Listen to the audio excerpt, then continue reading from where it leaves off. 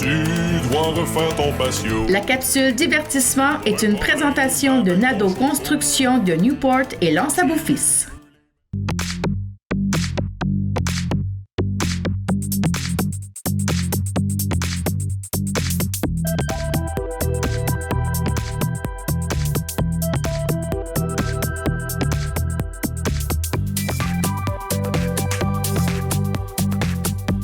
Mesdames, Messieurs, bonsoir et bienvenue à votre capsule divertissement. Toujours un grand plaisir d'avoir avec nous Jocelyne Cauvier. Tout d'abord, bonsoir Jocelyne. Bonsoir. Ça va bien? Oui. La tête dans les étoiles aujourd'hui? Oui, un peu. Un sujet au-delà dans le ciel. En fait, on va parler des petits objets du système solaire. Ah. Donc, c'est l'autre jour, on avait fait une capsule où on parlait un petit peu des météorites, oui, on parlait des cratères. Puis, tu soulevais la question que parfois les termes sont un peu mélangeants. Donc, j'ai décidé de sortir un peu des explications sur chaque terme, une étoile filante, un astéroïde, une comète, c'est quoi les différences? Parce que c'est vrai que ça se ressemble un peu, là, donc c'est facile d'être mélangé. Bon, question de bien réussir à faire la différence entre chacun de ces objets-là qu'on retrouve autour de nous. Effectivement. En jetant un coup d'œil vers le ciel. Voilà, donc on va voir le ciel d'une autre façon. Bien, tout à fait. On va découvrir ça ensemble en photo. C'est ça qui est plaisant. Oui, alors on débute avec les comètes. Donc, une comète, en fait, c'est une boule de neige sale. Ah, je l'avais retenu. C'est une façon simplifiée de le dire. C'est fait de glace, de pierre, de poussière. Ça s'est formé, les comètes, au début du système solaire, il y a 4,6 milliards d'années. À quel endroit ça se trouve? Bien évidemment, parfois, elles se rapprochent du Soleil, on peut les voir. Mais elles se retrouvent dans la ceinture de Kuiper. Vous allez voir une image qui va suivre. Voilà. Ah. Ça, c'est situé assez loin dans le système solaire. C'est là où est située la planète naine Pluton, d'ailleurs. Oh, donc, dans cette zone-là. C'est dans la dernière zone, dans le fond. C'est pas mal assez loin.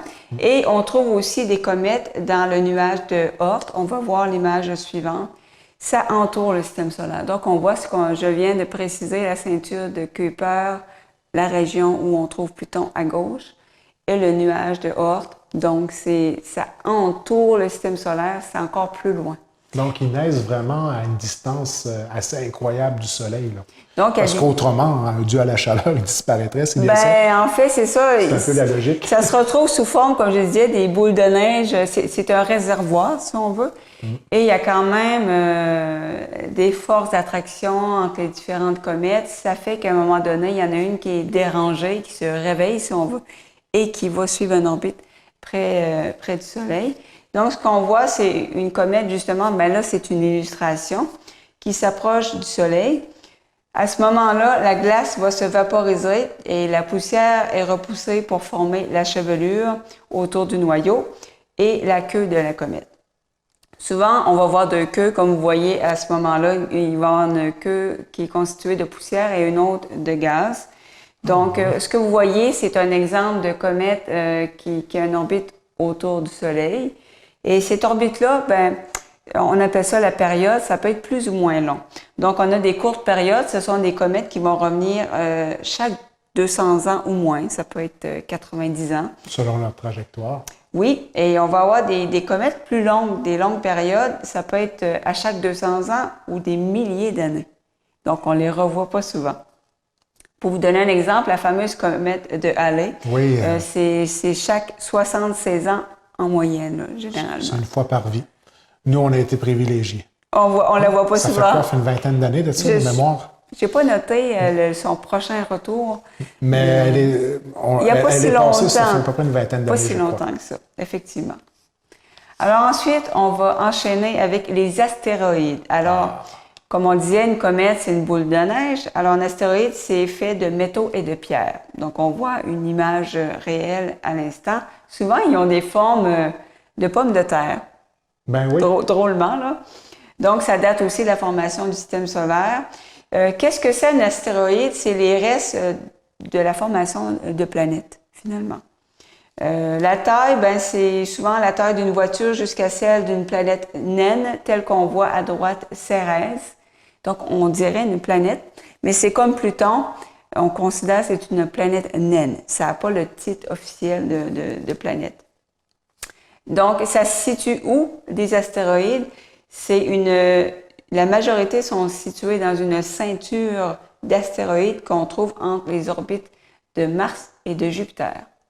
Donc, c'est là, en gros, le réservoir d'astéroïdes. Et comme on le mentionnait dans la capsule sur le cratère, donc ça, c'est observé, c'est surveillé pour pas que... On voit des films catastrophes, Oui. mais il y a quand même une surveillance là, pour... Puis on voit le potentiel de risque. Hein? Il y en a beaucoup. Ben là, c'est sûr, c'est une illustration. Et là, on le voit aussi entre Mars et Jupiter, la ceinture d'astéroïdes. Et on voit complètement à droite la ceinture de Kuiper, qui est le réservoir de comètes. Donc, les comètes se situent beaucoup plus loin que les astéroïdes. Ça, c'est nouveau. On n'avait jamais abordé d'où venait chacune particulièrement. Je trouve que c'est intéressant de voir, ça permet vraiment d'avoir une image claire et précise, parce qu'on entend souvent les termes, on ne sait pas trop d'où ça vient.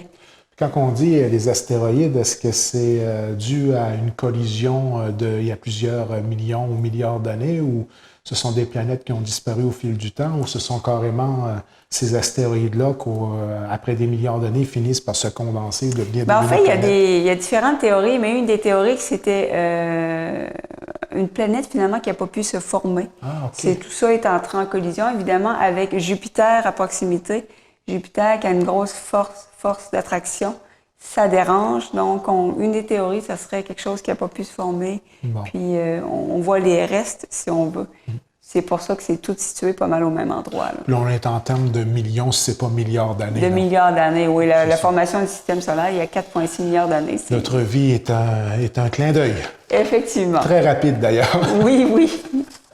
Ensuite, nous avons les météorites. Donc, météorites, pour illustrer, j'ai mis une image où on voit des grains de sable parce que, en fait, des météorites, ce sont des débris de comètes, d'astéroïdes ou de planètes et c'est de petites dimensions. La taille est située entre un grain de sable et un rocher de 1 mètre en général.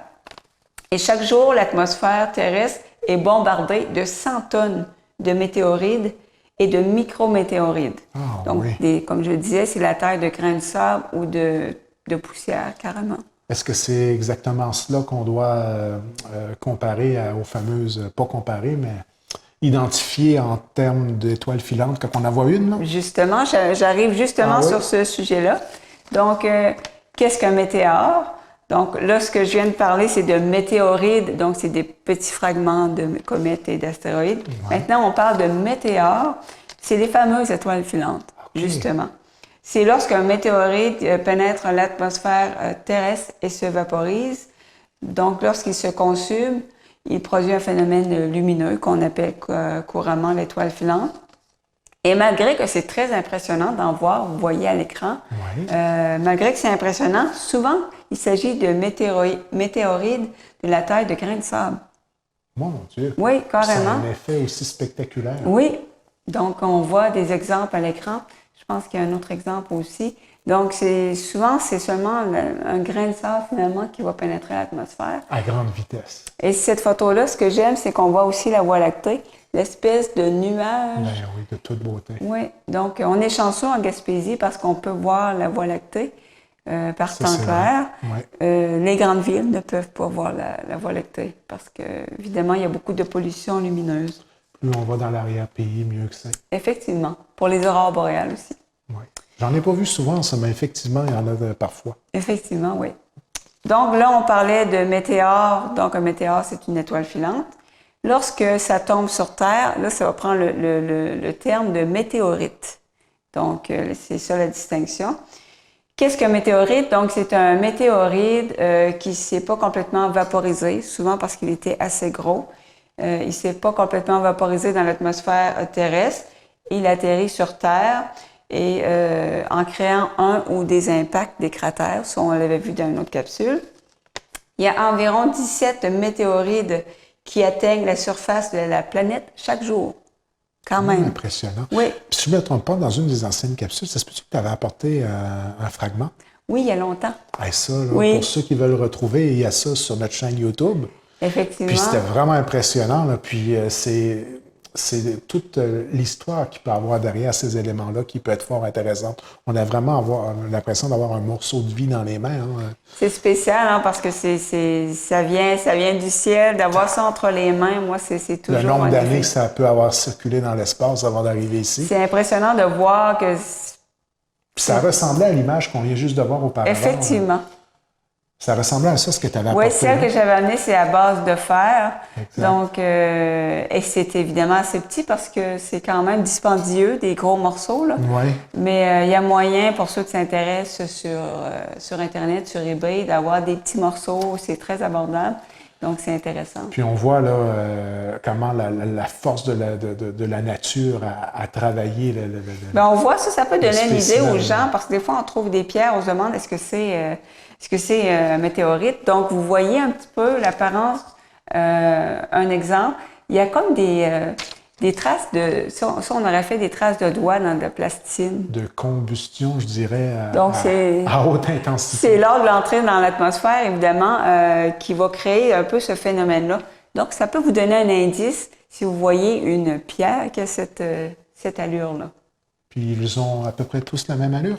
Non, parce que ça, c'est un météorite métallique, mais il y en a De des fer. à base de pierre qui, honnêtement, ressemblent à n'importe quelle pierre. OK, d'accord. Font Donc, un œil pour avoir plus un aspect avisé. beaucoup plus lisse et tout ça. Oui, donc, ben, tandis que là... J'ai bien fait de poser la question parce que là, je me serais arrêté simplement à cette image-là. Non, il y a aussi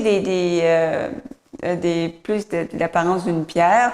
C'est sûr que si vous êtes dans le désert du Sahara, c'est plus facile de les détecter parce que vous voyez une pierre au milieu de nulle part, ça donne un bon indice. Ou aussi en Antarctique, Un sur les grain de sable qui glaciers. a grandi. Oui, c'est ça. Mais ici, des fois, c'est plus difficile à détecter. Identifier. Oui. Ensuite, je termine avec les fameuses pluies d'étoiles filantes, un phénomène qui est assez populaire, surtout l'été. Perséide, je crois. Oui, un bon exemple, les perséides, justement, au mois d'août. Donc, ça survient lorsque la Terre traverse un champ de débris laissé par une comète. Puis, comment ça se forme finalement? C'est une comète qui s'approche du Soleil, va laisser de nombreux débris disséminés le long de sa trajectoire. Et chaque année, à la même période, la Terre va traverser ces fameux débris et on peut observer un nombre assez élevé de météores depuis la Terre. Donc, on voit un exemple au niveau de la planète Terre qui traverse le fameux champ de débris qui a été laissé par la comète Swift-Tuttle. Un exemple. Donc, la comète Swift-Tuttle qui a donné le champ de débris pour les perséides que tu parlais justement, qu'on rencontre le mois de juillet, le mois d'août, et il y a une espèce de pic le 12 et 13 août. Et cette fameuse comète-là revient chaque 133 ans. Donc, c'est assez long. Mais elle a quand même laissé des débris, même si elle est partie depuis longtemps, elle a quand même laissé des débris qu'on traverse à chaque année à la même période. Donc, ça donne plein de grains de grains de sable, si on veut, qui vont créer des météores, donc les étoiles filantes. C'est quand même incroyable de voir la façon avec laquelle ces phénomènes-là sont constants, qu'on peut même calculer le nombre d'années que ça va prendre avant que ça revienne, que ça garde un orbite bien précis, d'où j'imagine l'observation du ciel de façon aussi assidue pour pouvoir prévenir une catastrophe à venir si jamais il y avait un météore ou quoi que ce soit qui se dirigerait vers la Terre et qui n'aurait pas nécessairement qu'on ne pourrait pas prévoir au niveau mathématique son orbite. Là. Quand ça ne suit pas les statistiques prévues, j'imagine que le système d'alarme part. Là. Il y a des systèmes de surveillance, c'est pas seulement un endroit sur la planète Terre. Et comme je disais, au niveau des astéroïdes, c'est bien surveillé. Au niveau des comètes, ben on connaît certaines comètes qui reviennent à certains intervalles précis, donc on peut les surveiller. Il y a d'autres comètes qu'on a vues seulement une fois, on ne sait pas trop à quel moment elles vont revenir. Donc, mais c'est surveillé. Il ne faut pas s'alarmer. J'écoutais ou je regardais l'émission dernièrement. Je pense qu'on peut même identifier. On pourrait, si jamais il y aurait une astéroïde qui serait dangereuse en soi, on pourrait le prévoir jusqu'à 5 ans à l'avance. Ah, minimum 3 ans, on pourrait faire quelque chose, là. C'est longtemps d'avance, hein, parce que les gens ont peur qu'à un moment donné, dans une semaine, quelque chose tombe sur Terre, mais on va le voir d'avance. Avec la surveillance actuelle, on va avoir le temps de stresser puis d'angoisser. On va avoir le temps de penser à une solution parce qu'on étudie très sérieusement des plans oui. Pour les faire dévier. Il suffirait de faire dévier une petite distance pour que ça rate la Terre. Exactement. Donc, on étudie vraiment sérieusement le sujet. C'est ce qui est bien avec la technologie. Là. Puis effectivement, on pense plus à essayer de les dévier que les détruire parce que oui. c'est un tout autre dossier. Ce serait plus simple de simplement dévier. Bien, en fait, si on le détruit, on risquerait d'avoir une pluie une multitude d'astéroïdes, ce qui n'est pas une bonne idée non plus. Mais bon, on étudie quand même plusieurs possibilités. Capsule divertissement fort intéressante et instructive cette semaine. Oui. Et le plaisir de la chose. Ça revient la semaine prochaine.